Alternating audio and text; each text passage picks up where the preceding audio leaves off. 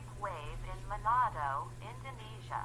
On December 7, 2021, strong winds and huge waves crashed onto the coast of Manado. This incident caused the public to panic. The car owners ran to the car to drive from the shore. For fear the waves would blow their cars away. Meteorology, climate and geophysics an advance warning was issued on December 6, 2021 about an upcoming tidal wave on the north coast of North Sulawesi province, including Manado Bay.